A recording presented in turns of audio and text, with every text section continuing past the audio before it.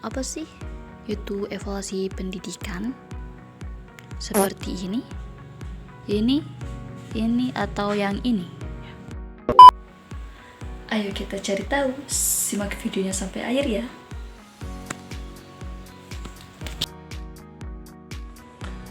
Jadi, apa sih itu evaluasi pendidikan?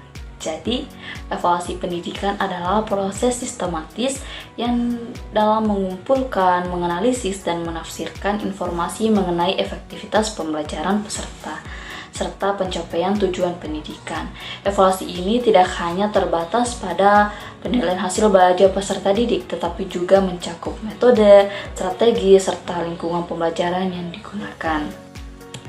Adapun tujuan evaluasi pendidikan itu yang pertama itu untuk mengetahui pencapaian kompetensi. Jadi mengukur sejauh mana peserta didik telah menguasai materi sesuai dengan standar kompetensi yang telah ditentukan di dalam kurikulum. Seperti pada saat ini itu kita menggunakan kurikulum merdeka, yaitu capaian pembelajaran. Dan yang kedua itu tujuan evaluasi yaitu untuk meningkatkan kualitas pembelajaran. Jadi, hasil evaluasi digunakan untuk memberikan umpan balik kepada peserta didik dan pendidik guna meningkatkan metode pengajaran serta pemahaman siswa. Dan yang ketiga itu menilai efektivitas metode dan strategi pembelajaran.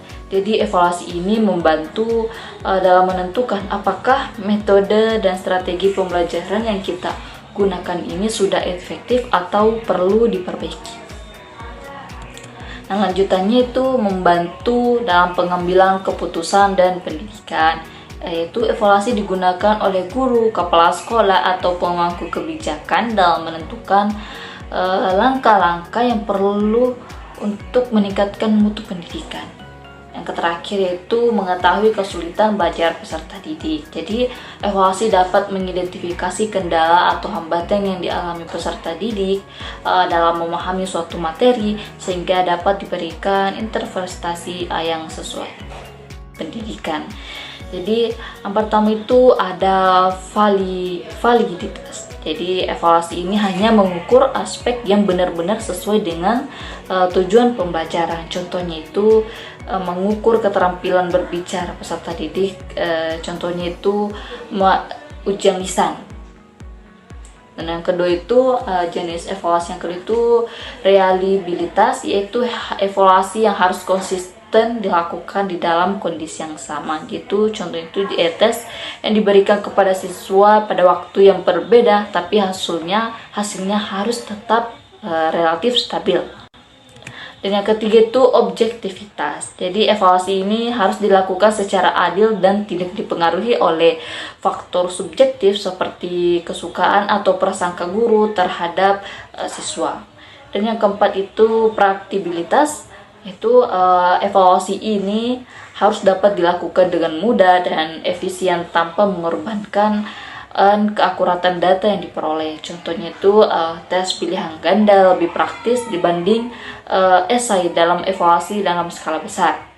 Dan yang terakhir itu keterpaduan. Evaluasi ini harus mencakup beberapa aspek baik kognitif pengetahuan efektif, yaitu sikap maupun psikomotorik atau keterampilan siswa.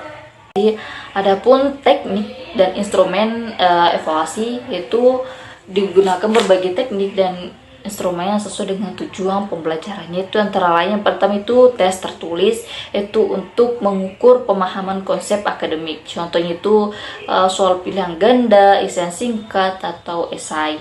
Dan kedua itu tes lisan, itu bertujuan untuk mengukur kemampuan berkomunikasi dan berpikir kritis siswa. Contohnya itu presentasi, wawancara, atau diskusi kelas.